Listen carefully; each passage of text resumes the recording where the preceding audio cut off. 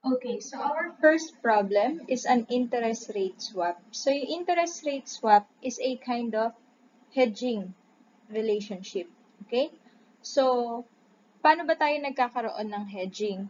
So, first one, we will discuss what is derivatives.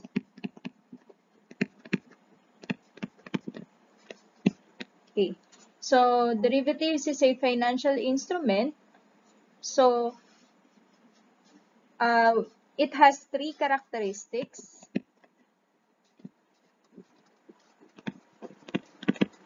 Okay. First characteristic is its value changes in response to the change in a specified underlying. So, yung underlying na ito, so pwede siyang interest rate, pwede siyang forex, so variable siya, nagbabago-bago siya. Okay? Next, number 2, no initial or little net investment lang yung kailangan natin. Okay? So, pagdating dito sa characteristics ng derivatives, so meron tayong tinatawag na notional amount. So, yung notional amount na ito is a fixed amount or quantity that determines the size of the change caused by movements of the underlying. So, pwede siyang amount of currency, number of shares. Okay? Next, number 3, it is settled at a future date. Okay. So, okay. So, when accounting for derivatives, okay, pwede tayong gumamit ng dalawang accounting methods. So, may default method tayo, which is yung account natin siya under fair value through profit or loss. Then, meron din tayong special accounting treatment dito. Doon nga tayo papasok sa hedge accounting. Okay. So, magkakaroon lang tayo ng hedge accounting or pwede lang natin gamitin si hedge accounting if na-meet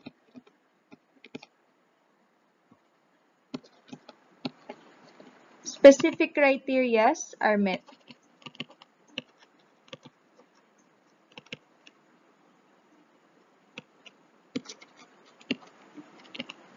Okay. So, okay, this is a swap arrangement. Interest rate swap. Okay? So, a swap arrangement is an arrangement to exchange two streams of cash flows for a stated period based upon parameters and price fluctuations in an underlying interest rate, forex rate, commodity price, or another financial instrument. So, dito, meron tayong dalawang bagay na ninonote. So, meron tayong hedge item. And then, meron din tayong hedging instrument. Okay. So, si hedge item is an asset, liability, firm commitment, forecasted transaction, or net investment in a foreign operation. So, itong si hedge item, siya yung hinahedging natin kasi there is a risk of change in fair value or future cash flows. And then, siya yung dinedesignate natin as hinahedge natin. Okay? Si hedging instrument, siya naman yung designated derivative, pero for forex hedge, pwedeng non-derivative siya. So, itong hedge instrument, ito yung fair value niya or cash flows niya are expected to offset the changes in fair value or cash flows of the hedge item. So, sila yung nagkikreate ng hedging relationship, which can be accounted using fair value hedge, cash flow hedge, and then yung ating net investment in a foreign operation. Okay?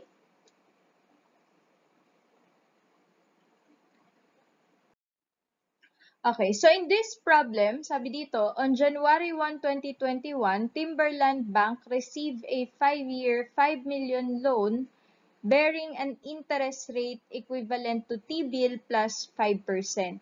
So, yung loan na yon, yun yung hedge item natin. Okay? So, the T-bill rate will be the rate on January 1 of each year.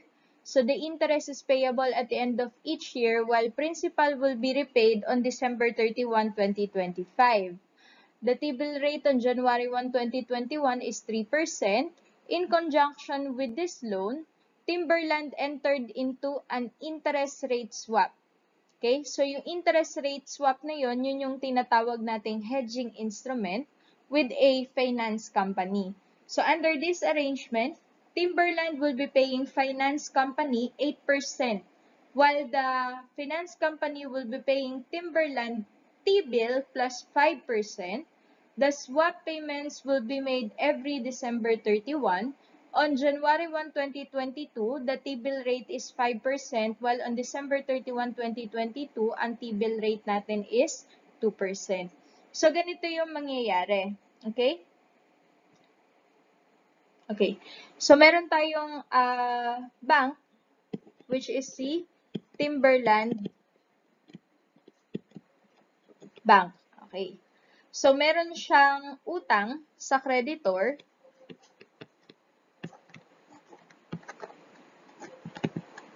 Okay? Na 5 million. Okay? So, ang babayaran niya is T-bill plus 5%. Okay. So, ngayon, si Timberland Bank, okay, pumunta siya sa isang finance company, okay, nakipag-interest rate swap siya, wherein, ang sabi niya, magbabayad siya ng fixed rate na 8%, while si finance company, babayaran siya ng variable rate, which is T-bill plus 5%. Okay? So, in short, yung binabayad sa kanya ni finance company, ibabayad niya lang sa creditor. While siya, medyo mas hindi risky para sa kanya kasi kahit tumaas yung value ng T-bill, mapupunta sa 8% or 8% pa rin yung fix na kanyang babayaran. So, sa swap settlement process,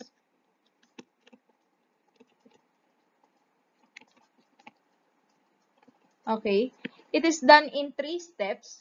First one, we calculate the payment.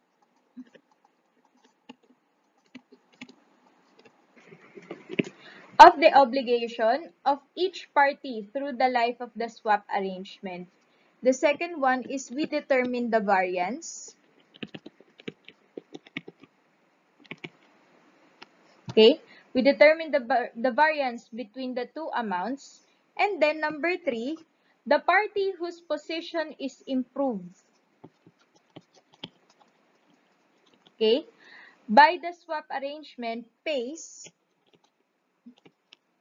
the variance to the party whose position is degraded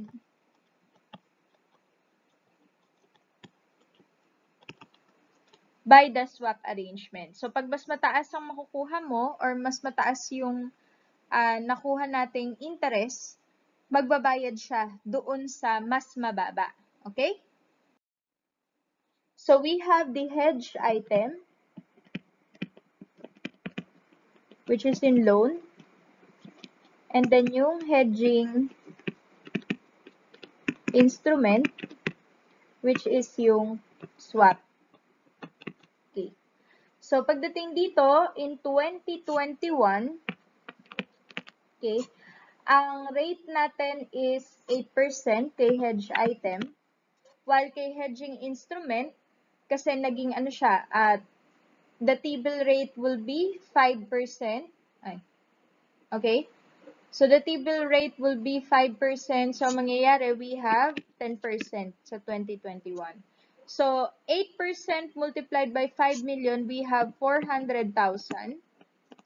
And then, 10% multiplied by 5 million, we have 500,000. Okay.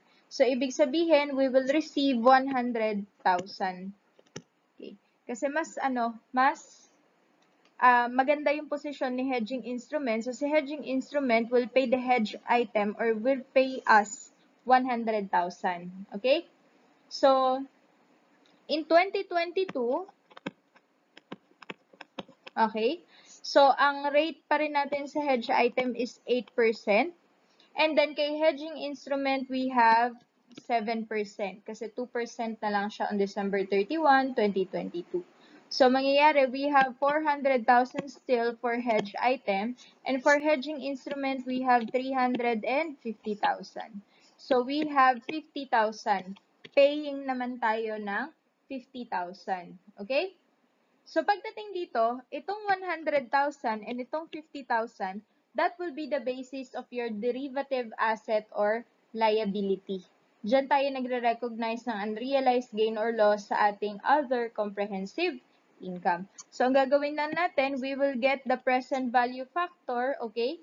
So, using yung present na interest rate, which is 10% and 7%.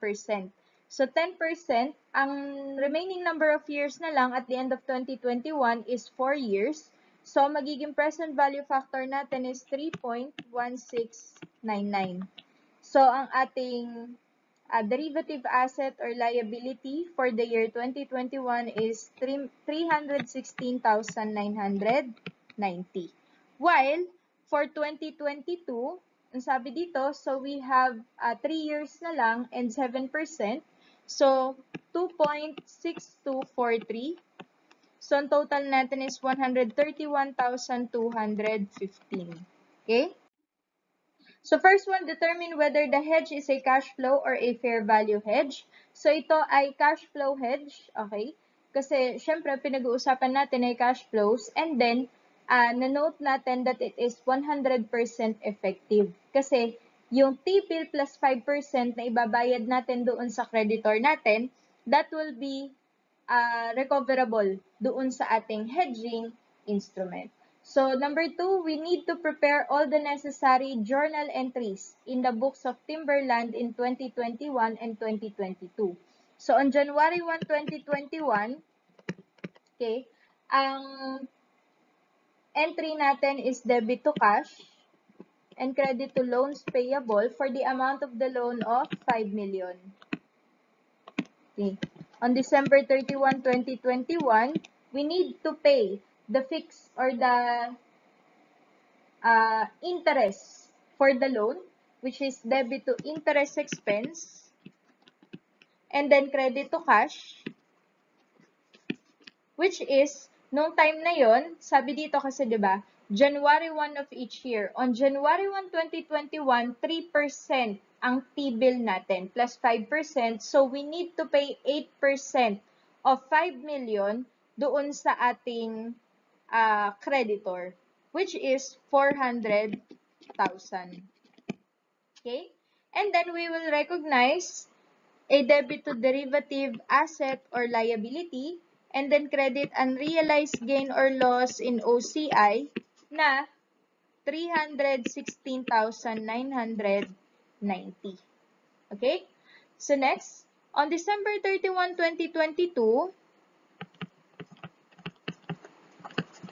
okay, so we need to pay, okay, 10% na. Kasi 5% na siya on January 1, 2022. So, debit tayo ng interest expense, credit to cash, na 500,000. Next one.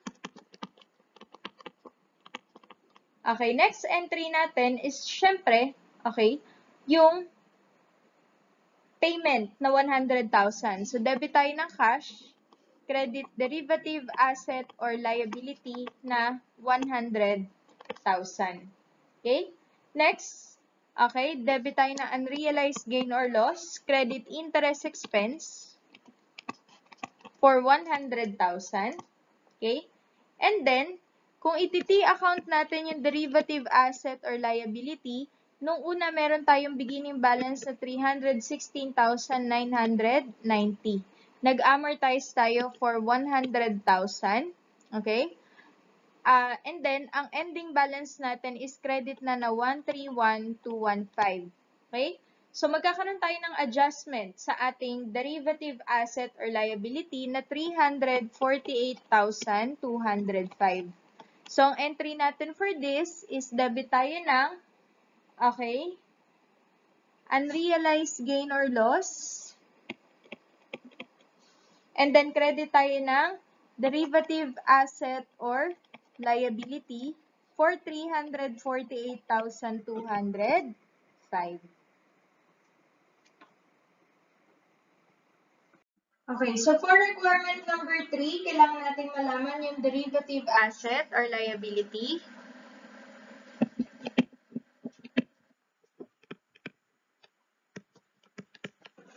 Okay, in 2021 and in 2022. And then, kailangan rin nating malaman yung unrealized gain or loss, and then the realized gain or loss.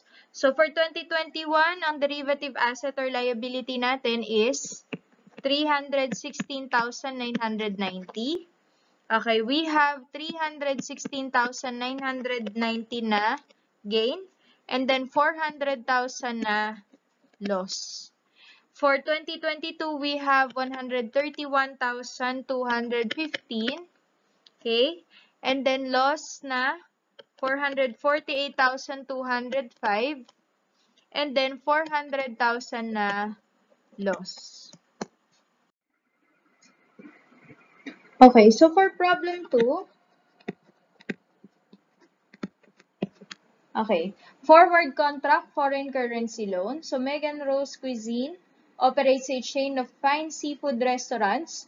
The company is undergoing expansion, and in order to finance its expansion program, it obtained a 300,000 euro loan on September 30, 2021 from Angela Bank, a French company.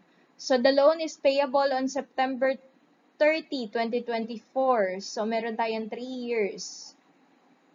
While the interest based on market rate is payable every September 30. So the interest rate on the loan is based on the interest rate every September 30. So ang interest for the first year is based sa interest na nasa September 30, 2021. Interest for the second year is based sa September 30, 2022 and so on. So the exchange rate on this September 30, 2021 is euro. 1 euro is equal to 52 pesos. So, because of the volatility of the forex rate, the company negotiated a special forward contract to buy euro on September 30, 2024 with Premier Investment Bank for 1 euro to 52 pesos. This is to hedge the principal of the loan. So, ito ay hedging ng principal ng loan. It depends on the fair value. So, number 1, determine the hedge, whether the hedge is a cash flow or fair value hedge. So, this one is a fair value hedge. Megan Rose paid the loan on September 30, 2024.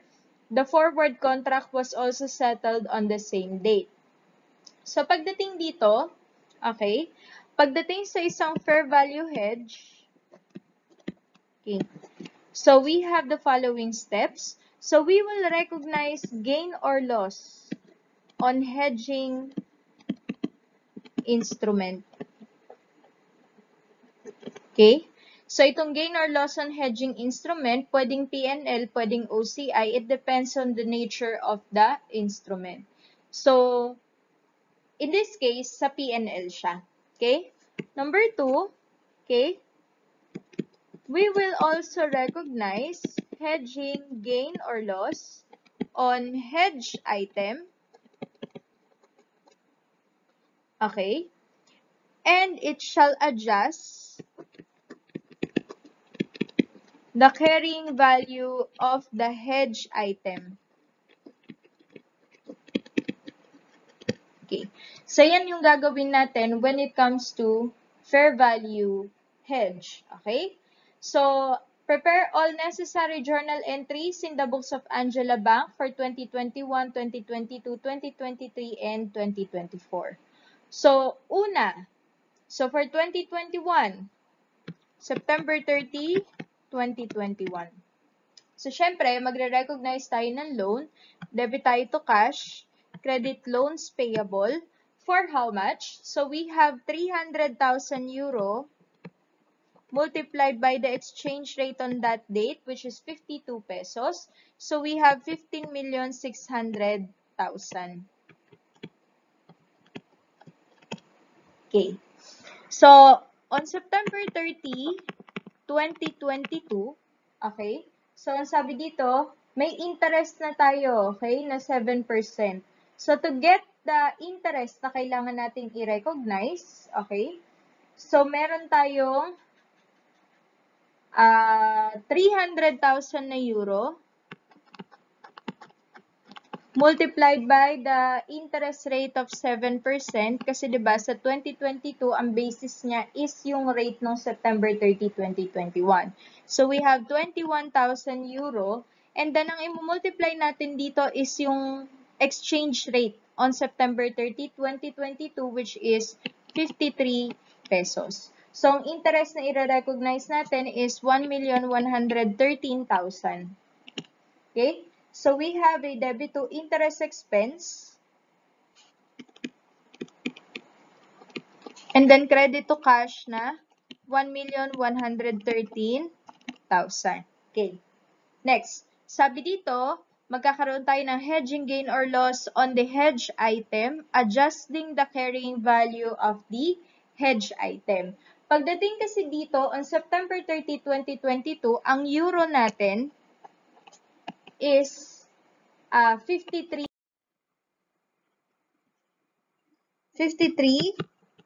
pesos na. So, kung 53 pesos na siya, so we have multiply natin siya by 300,000. So, ang value na ng ating loan is 15,900,000. So, ibig sabihin, tumaas siya from 15,600,000, madadagdagan ng value ng ating loans payable. So, for this, we have a debit to forex loss. And then, credit tayo ng loans payable for 300,000. Okay? And then, syempre, magkakaroon tayo ng gain or loss on the forward contract. It depends on the value na itinaas or ibinaba ng ating loans. Okay? So, mangyayari sa atin, before, meron tayong 15,600,000 and then naging 15,900 siya. So, meron tayong 300,000. Kasi, in reality, okay, so, doon sa forward contract, fix yung babayaran natin na 52 pesos eh. Tumaas yung value ng euro. So, mangyayari sa atin, magkakaroon tayo ng gain sa ating forward contract kasi ang babayaran natin is 52 pa din. So, we have 300,000 multiplied by, okay, present value factor using 8% for 2 years kasi 2 years na lang siya, 0.8573. So, ang total natin is 257,190. So, mangyayari sa atin, may debit tayo na derivative asset or liability. And then, credit tayo ng gain on forward contract na 257,190. So, kung makikita ninyo, nag-recognize tayo ng gain or loss on the hedging instrument. And then, kanina, nagkaroon din tayo ng hedging gain or loss sa hedge item natin. So, ganyan lang yung mangyayari sa atin every year. So, on September 30, 2023, okay, meron tayong 8% multiplied by 300,000. Yung loan natin multiplied by 8% yung ating interest rate. Okay, so mangyayari, we have 24,000 multiplied by the exchange rate of 51 pesos. So, mangyayari, we have 1,224,000. Debit tayo ng interest expense. And then, credit tayo ng cash na 1,224,000.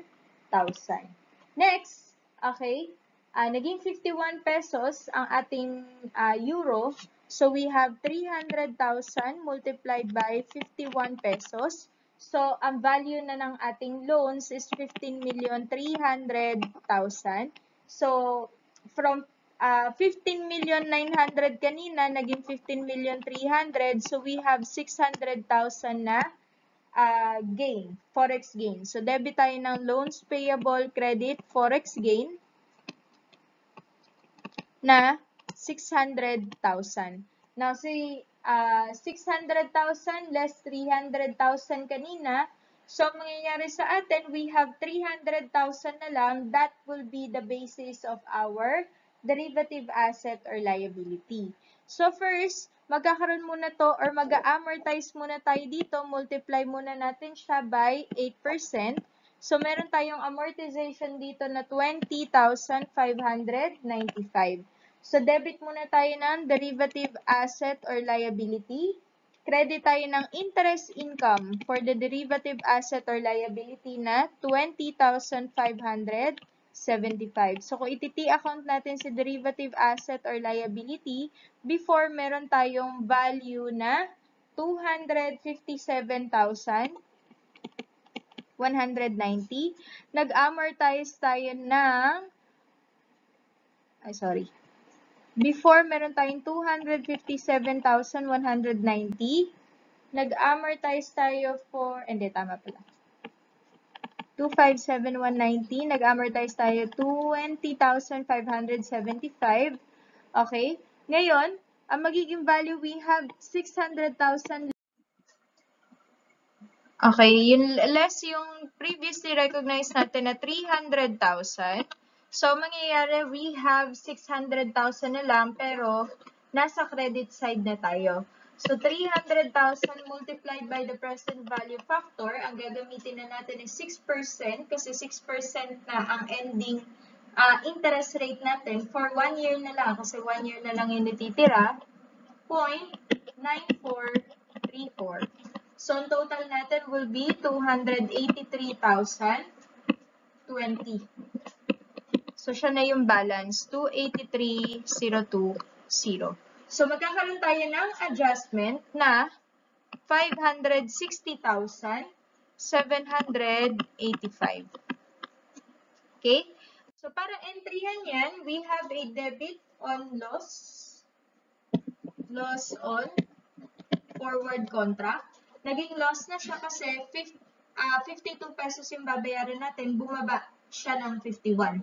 So, we have a loss on forward contract, credit, derivative asset or liability for the amount of 560,785. Okay? Next, 2024.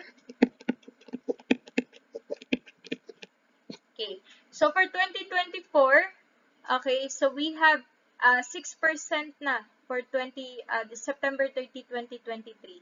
So, we have 300,000 multiplied by 6% multiplied by the exchange rate of 55.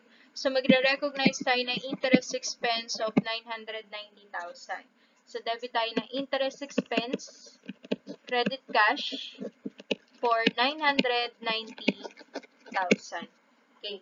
Next. Okay. Magre-recognize tayo ng forex gain or loss on the hedge item. So, ngayon, 55 na siya multiplied by 300,000. So, ang value na niya is 16,500,000. So, tumaas siya from 15,300,000. So, mangyayari, we have a debit to forex loss, credit loans payable for 1,200,000. Okay? Next. Okay, we will pay now the loan. So, yung payment natin sa loan, syempre, ang i-recognize natin doon is kung magkano yung exchange rate at the time na nag-pay tayo. So, may debit tayo na loans payable, credit tayo to cash na 16,500,000. Kasi ito na yung value ng loans natin eh. Okay? Now, yung derivative asset or liability natin kasi na yun, okay, mag-earn din siya ng interest kasi i-amortize natin siya. So, yung 283,020 kanina, multiplied by 6%. So, may debit tayo ng interest expense. And then, credit tayo ng derivative asset or liability for 16,981. And then, syempre, yung ating forward contract, so debit tayo ng derivative asset or liability, credit tayo ng gain on forward contract, okay, na 1,200,000. Okay. And syempre, debit tayo ng cash, credit tayo ng derivative asset or liability for 900,000. Okay. Okay, so yan yung ating necessary journal entries sa books ni Angela Bank for 2021. Okay? Okay, so for requirement number 3, paghiwalayin natin si forward contract and then yung loan mismo. So, in 2021, 2022, 2023, 2024. Okay. So, balance and derivative asset or liability. For 2021, wala. For 2022, we have 257,190. For 2023, we have 283,020. For 2024, wala na. Unrealized gain or loss sa ating OCI, wala tayong i-recognize sa ating OCI. Gain or loss natin on the forward contract. So, 2021 wala. 2022 we have 257,190. So, 2023, this is gain ha. So, 2023 we have 560,785 a loss. And then, 1,200,000 na gain. Okay. Next, interest income natin or expense. Okay. So, sa 2021, wala. Sa 2022, wala din. Sa 2023, we have 20,575 kasi ang pinag-uusapan natin dito is the forward contract. Okay? And then, for 2024, we have 16,981. Okay. For the loan, okay, recognize natin or alamin natin ang balance ng forex gain or loss, and then ang ating interest, income, or expense. Okay? So, for 2021, wala parehas. For 2022, we have 300,000 na loss for the forex gain or loss, and then 1,113,000 okay, for interest. Okay? Next, for 2023, we have 600,000 na gain.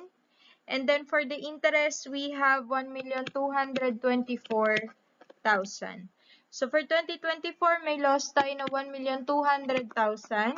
And then 990,000 na interest expense. Okay? Okay, next natin is for ECL. Or the expected credit losses. Okay? So, lagi lang natin tatandaan, for expected credit losses,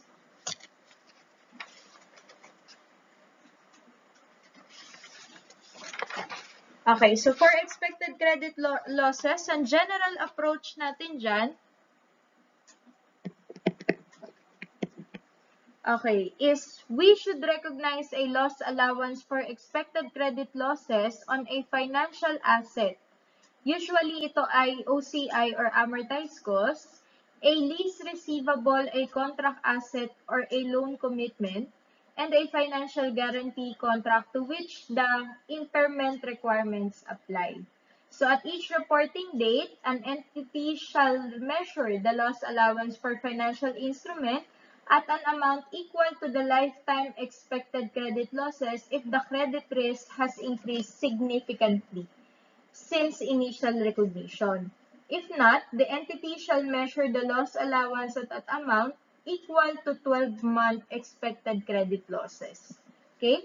So, ang steps natin to determine the expected credit losses is number 1, determination of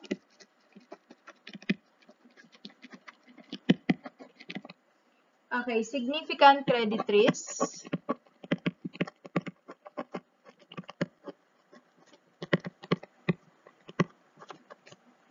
Okay. So, dito, we compare the risks of default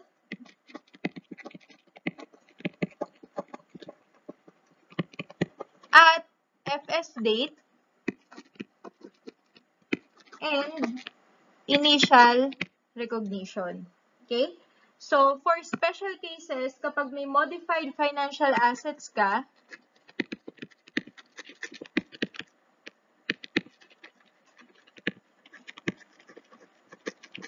kapag may modified financial assets ka, ibig sabihin ito yung mga na-negotiate na mga modified na yung terms ng contract nyo. Okay? Ang kino-compare natin, compare the risk of default.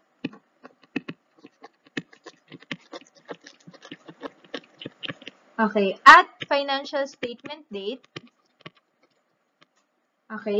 Based on modified contractual terms. Modified. Okay? And yung risk of default at initial recognition. Okay? Ito yung original pa. Okay. Next, number 2, na ginagawa natin when it comes to ECL is measurement of expected credit losses.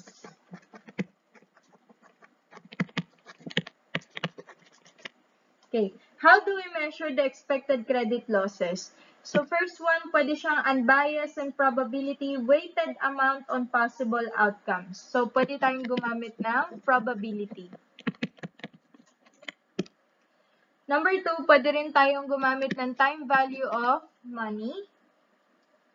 And then number 3, reasonable and supportable information available without undue cost and effort.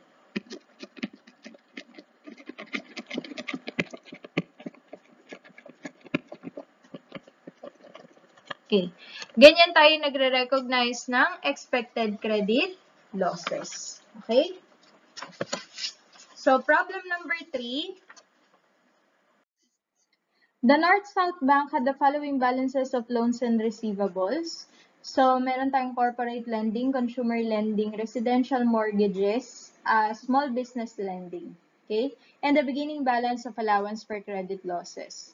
So, the following summary represents the results of inquiry and analysis of loans receivable. So, first one, we have the corporate lending.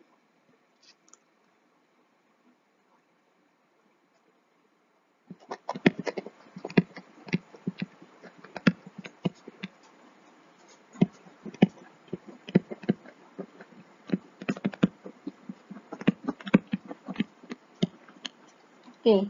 So, sabi dito, for the corporate lending, North-South Bank assessed that 52,678,241 has an objective evidence of non-compliance with payment terms as part of the contract between the bank and the corporations. So, these companies already communicated to North-South Bank to restructure the loans. Most of the companies are asking for 20% reduction in principal. And 1% effective reduction in interest for the remaining 15 years. North-South Bank's discount rate is 4%. So, pagdating dito, we have the corporate lending total of 200,000, 200,782,934. Okay? So, sabi dito, 20% na reduction sa principal ang hinihingi nila. And then, nanghihingi din sila ng 1% reduction sa ating interest. So, 200,782,934 times 20%, we have 40,156,500 And then, multiply yung 200 million na yun by 1%, we have 7,829.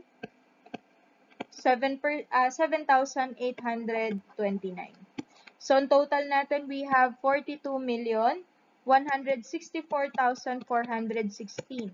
So, ito ngayon ay ipe-present value natin using yung discount rate na 4% for ilang years? 15 years. Okay? Kasi sabi dito, okay, 15 years pa yung natitira. Okay? So, we have 0.555265. So, ang total natin, impairment loss for the corporate lending is 23,412,404. Okay. Next, for consumer lending,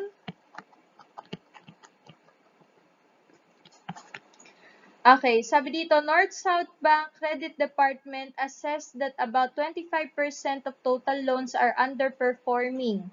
So, 25% noon, we have 123,829,111 for consumer lending multiplied by 25% yung underperforming.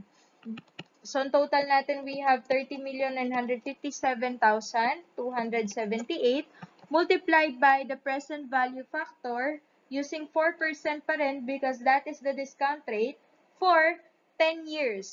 So, kasi sabi dito, we have an average of 10 years to collect. So, ang present value factor natin is 0.675564. So, ang impairment loss natin for consumer lending is 20,913,628.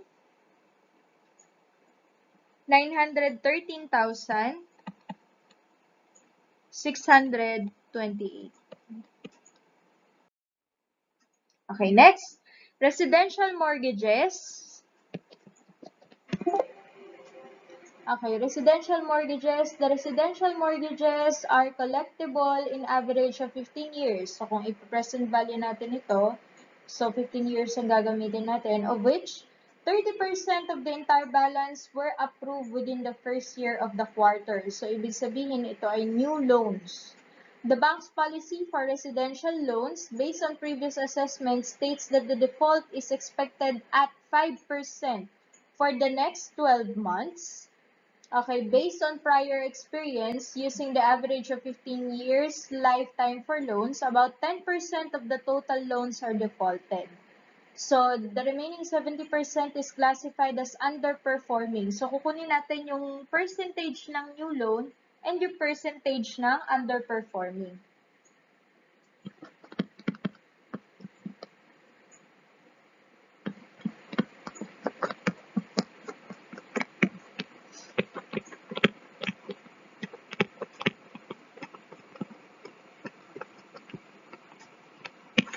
Okay. So, ang total natin for the residential mortgages is 245,167,289. Okay? Okay, sabi dito, ang percentage ng new loan is 30%, while ang percentage na underperforming is 70%. So, ibig sabihin, ang new loan is 73,550,187, while yung underperforming is 171,617,102. So, para makuha natin yung impairment loss for the new loans, multiply natin ito by, okay, the default rate of 10%. So, we have 7,355,019. Multiply again by the expected credit loss rate for the next 12 months, which is 5%. So, ang total natin is 367,751. So, ito ngayon ay ipa-present value natin using yung ating 4% na discount rate for 15 years. So, we have 0.555265. So, impairment loss natin for the new loans is 204,199. For the underperforming naman, itong 171,617,102, imumultiply natin siya by the average expected rate of, ano ba yun? 15% na average expected uncollectible. So, multiplied by 15%. So, we have 25,742,565. Multiply natin by the present value factor of 0.555265. So, we have a total of 14,293,933 na impairment to sa underperforming na residential mortgages. Okay? Next.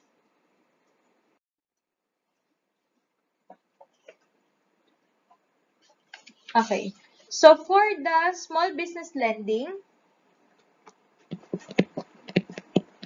okay, so sa small business lending ay nahahati sa tatlo. Meron tayong performing, underperforming, and not performing. Underperforming, not performing. Okay? So, ang total ng ating small business lending is 90,728,371.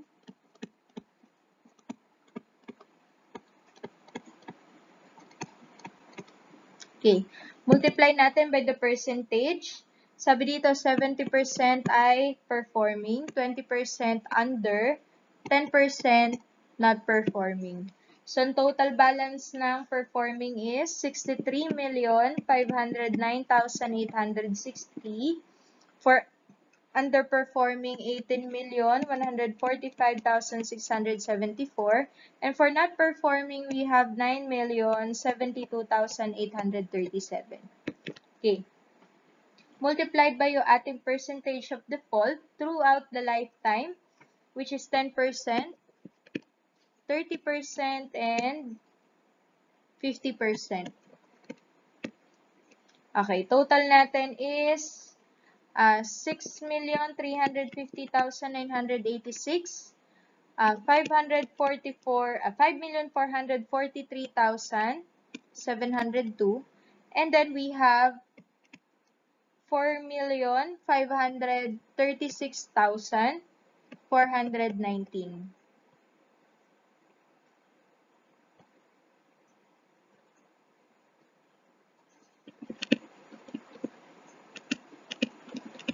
Okay. So, pagdating dito, ang imumultiply na lang natin further by the default in 12 months is yung performing. Okay? So, multiplied by 5%. Okay, so we have a total of 317,549. Ngayon, tsaka natin sila imumultiply sa present value factor, which is 4% ulit ang gagamitin natin. Okay? For 10 years. Okay? So, we have 0.675564.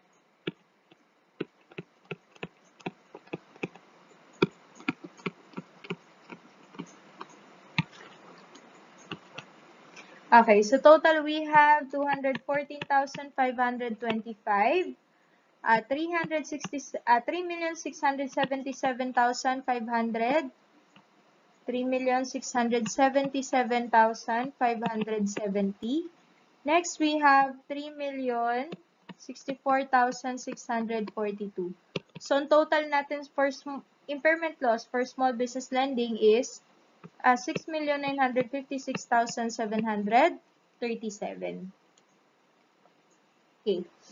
So, number 1, how much is the amount of impairment loss? Okay, so for the amount of impairment loss, kay corporate lending, we have in its statement of comprehensive income for the year. Okay. So, alamin muna natin syempre kung magkano yung magiging allowance for expected credit losses natin at the end. Okay?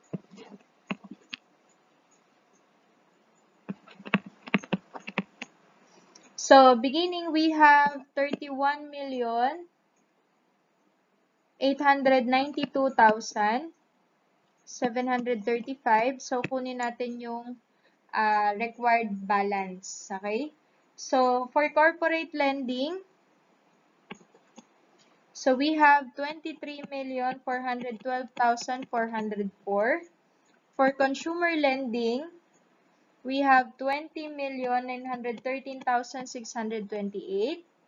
Okay, for residential, ang total nila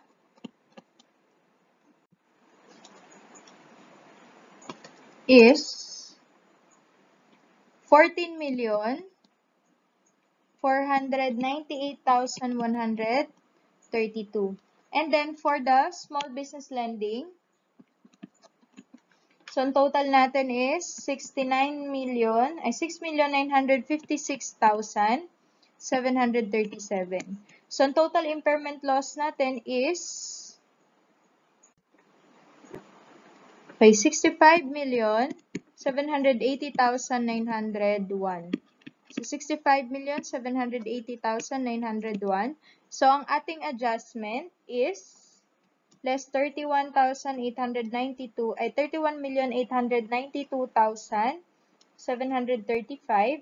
So we have an adjustment of 33,888,166. So that is our answer for number 1.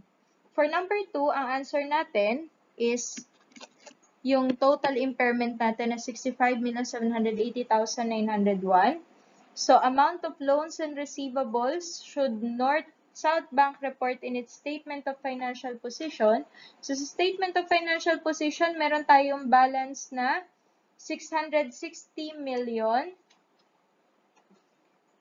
Okay, 660 million.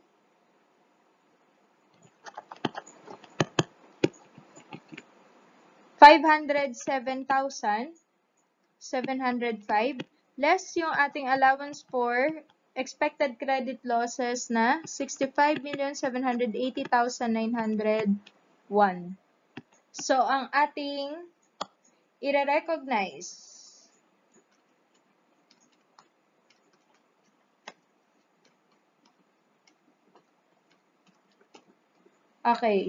na loans and receivables is 594,726,804.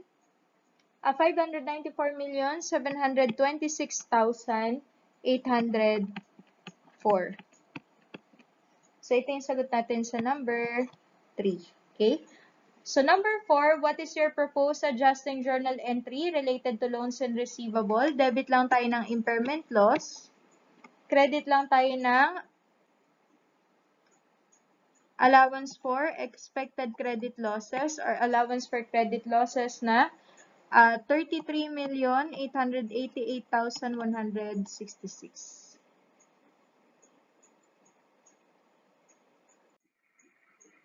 Okay, so problem 4. Okay, for expected credit losses, so dito meron tayong tatlong categories, standard monitoring. So, they do not have a greater than normal risk and do not possess the characteristics of special monitoring and default losses. Second one is the special monitoring. Dito naman, need closer and frequent monitoring to prevent any further credit deterioration. And then the default, so they exhibit probable to severe weakness, wherein probability of non-repayment of a loan obligation is ranging from high to extremely high.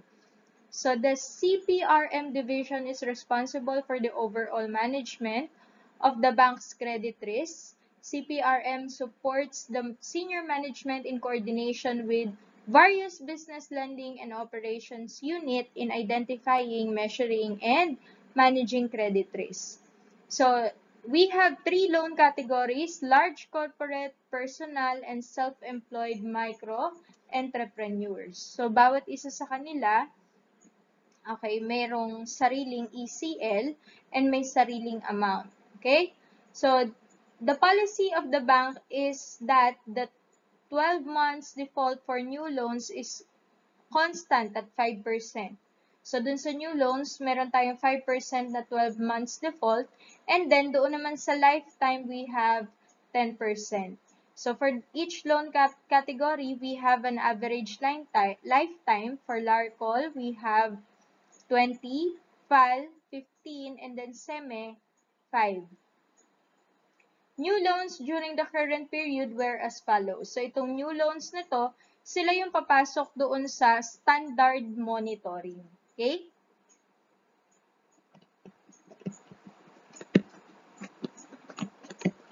Okay. So for new loans, we have LARCOL, FAL, and SEME. Okay. So we have 69,174,580. Ito yung balance natin. Okay? 33,274,451. And then 10,023,467. So multiply natin by the percentage of lifetime, which is 10% daw siya constant. Okay. So we have a total of 6,917,458. Next, 3,327,445 and 1,002,347. Multiply natin by the percentage of 12-month credit, okay, which is 5%. So multiplied by 5%. Okay. So in total natin, we have 345,873, 166,372, and 50,117. Multiply natin to ngayon sa present value factor. Okay, using yung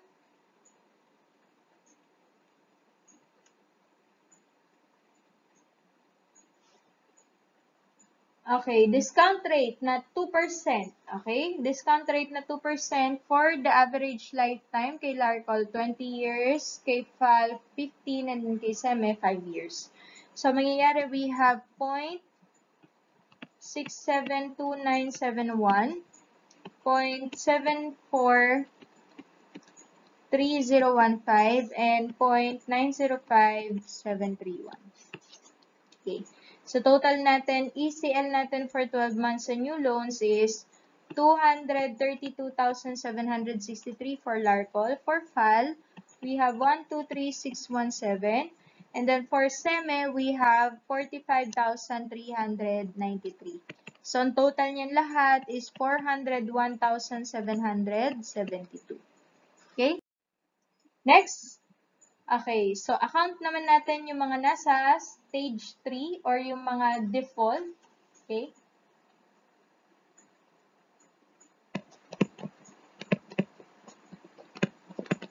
Okay. So due to COVID-19 pandemic, many small businesses closed and the probability of non-repayment of loan obligation is ranging from high to extremely high had increased dramatically. The bank assessment revealed that the loans made to SEME there were about 20%, to FAL 10%, and LARCOL 5% of the total loans made more than 1 year. So, para makuha natin yung total loans made more than 1 year, so yung total balance ng bawat loan category,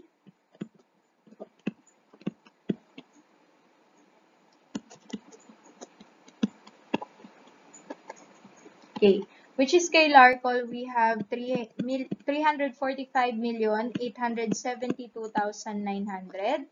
Kay FAL, 221,829,672. Kay SEME, we have 100,234,671. Okay? So, less natin yung new loans. Okay, yung balances ng new loans. 69,174,580. 33,274,451. And 10,023,467. Okay. para makuha natin yung more than 1 year, so dito we have 276,698,320. Next, 188,555,221. Next, 90,211,204. Okay. Multiply natin by the percentage. Okay?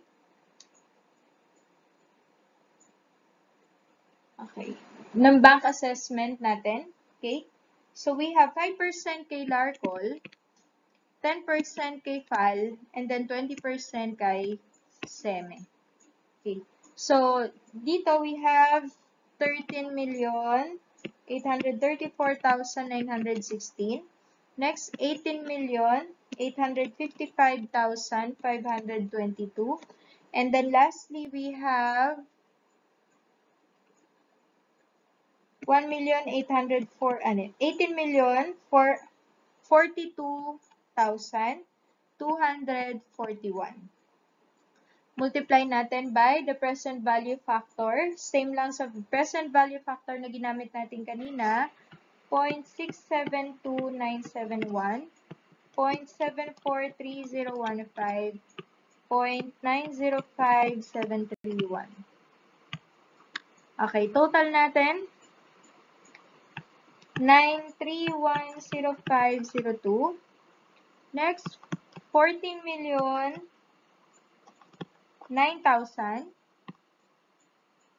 14,009,931. And the next, 16,341,413. So, ang total nito is 39,661,846. Okay, next, for the special monitoring, okay, so syempre, sabi dito, there were increase in accounts that need closer and frequent monitoring. So, ito yung mga special monitoring natin. So, percentage of loans for more than 1 year, 20%, 15, and 10. So, same lang sa ginawa natin kanina doon sa mga default.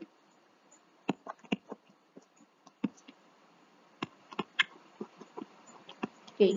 So, yung more than 1 year for Larcol, we have 276,698,320. Next, 188,555,221. Next, 90,211,204. Okay. Multiply natin by the percentage, which is 20%, 15%, and 10%. Okay, total we have 55,339,664, 28,283,283. Next, 9,021,000, 9,021,120. Multiplied by the present value factor, 0.672971. 0.743015, 0.905731. Okay, total natin, we have 37,242,007. Next, 21,014,896. And 8,170,707. So, ang total nito is 66,427,610.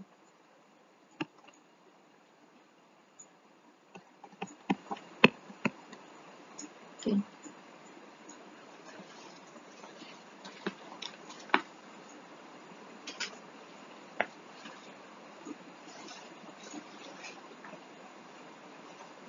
Okay, so to get the impairment loss, syempre kukunin muna natin yung okay, to get the impairment loss, so kukunin muna natin yung balance ng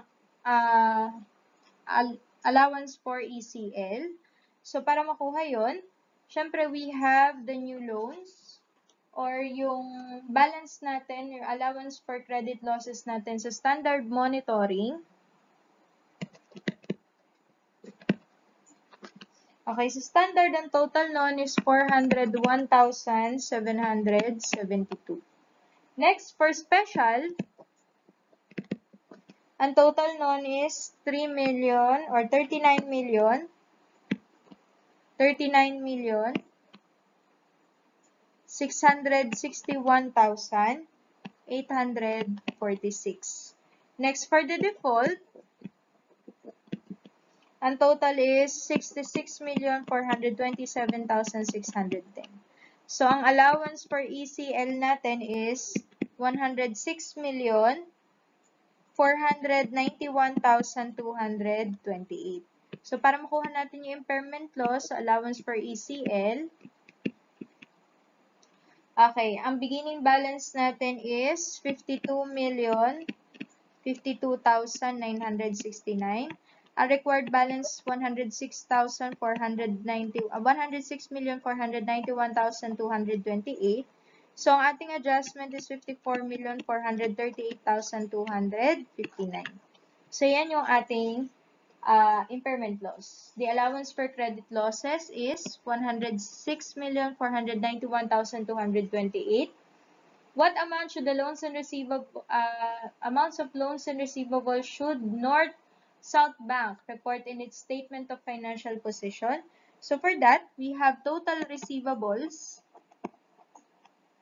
of 667,937,243 less yung ating allowance for ECL na 106,491,228. Okay? So, ang total natin for this is 561,446,015. Okay. For the proposed adjusting journal entry, number 4, so we have impairment loss, credit to allowance for ECL, na 54,438,259.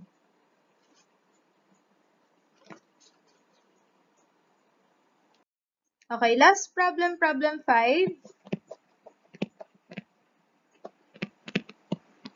Okay, so Scholar General Assurance Limited, one of the country's leading non-life insurance companies, has involved your services in the audit of its 2021 financial statements. As an experienced staff, you have been assigned to audit its revenue and related accounts. So the accounting head has provided you the premiums registered for the year 2021, which discloses the following summarized details per month. So, pagdating dito, ang gagamitin natin is the 24th method. Okay? So, para makuha natin yung unearned premiums reserve. Okay. So, for that, okay, ito total natin si premiums written and si premiums assumed, i-multiply natin by the number of month over 24 months. Okay? Okay. So, premiums written plus premiums assumed.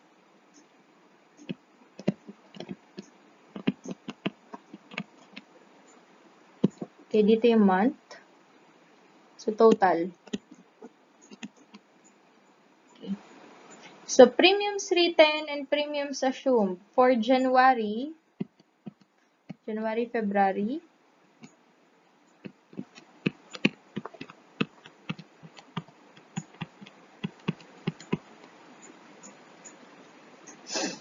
okay. So, we have premiums written of 5 million plus 923,000.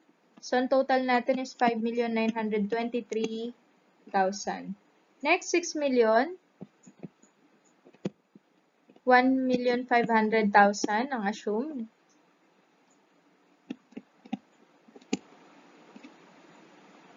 Next, 7 million. 678,000. Next, 1 million. 546,789. Okay. Next, 2,398,962,300. Okay, next, 3,452,700. 654,500. Next, 4,120,900. 913,200. Total is 5,034,100. Next, 1,567,800. 185,000. Total, 1,752,800. Next, 3,214,000. So we have 3,214,000. Next, 8 million. 61,325. So total, 8,061,325. Next, 2,165,000. 89,000. Total is 2,254,000.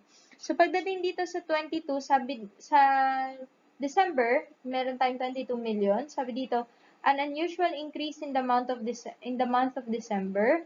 You immediately called the accounting head for this and noted that the increase was due to large policy written for Samsung Tech, which covers the building where its office is located. So, details of the following is as follows.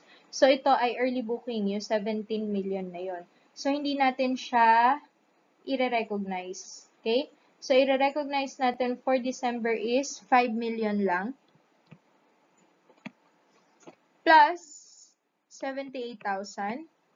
So, for December, we have 5,078,000. So, ito ay multiply natin by number of months. So, pagdating dito, 1 over 24, 3 over 24, 5, 7, 9, 11, 13, 15, 17, 19, 21, 23, over 24.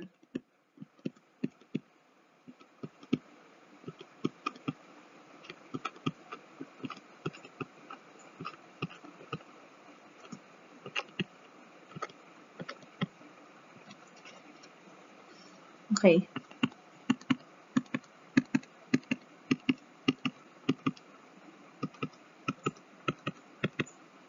Okay, so total natin for January, we have 246,791.67. Next, 937,500. Next, 1,599,583.33. Next, 451,146.79. Next, 126,7. 612.50, 1882, 466.67. Next, 2726804.17.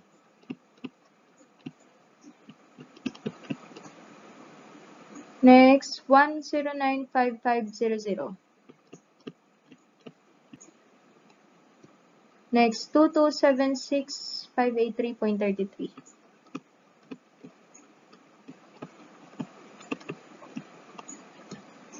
Next, 6381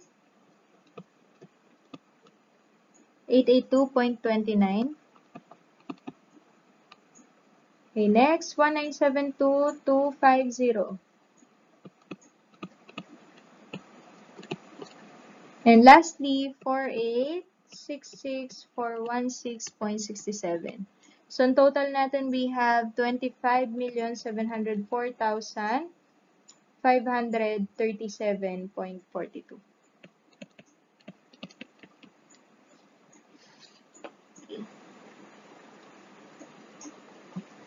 Okay, so yung nakuha natin na to, ito yung balance ng ating unearned premiums reserve. Okay?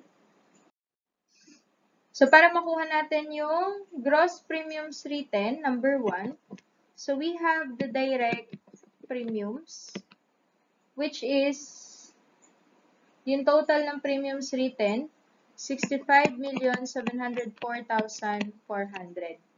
Next, we have the assumed, which is yung premiums assumed natin, na 6,825,114.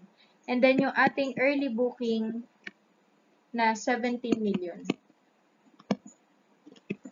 Okay, so ang total natin gross premiums written is 55,529,514.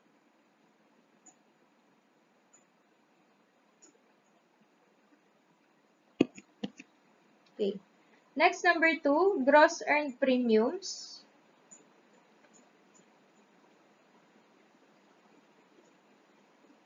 Okay. So, para makuha natin yung gross earned premiums, okay, we have the unearned premiums reserve. Meron tayong beginning balance down na 18,702,989.12. Okay, nakita natin kanina na ang ending balance natin is 25,704,537.42. And then, meron tayong gross premiums written na 55,529,514. So, meron tayong adjustment na 48,527,965.70. So, ito yung ating earned premiums. Ito yung sagot natin sa number 3. So, if you have any questions about the discussion, so paki-message na lang po ako. Yun lamang at salamat!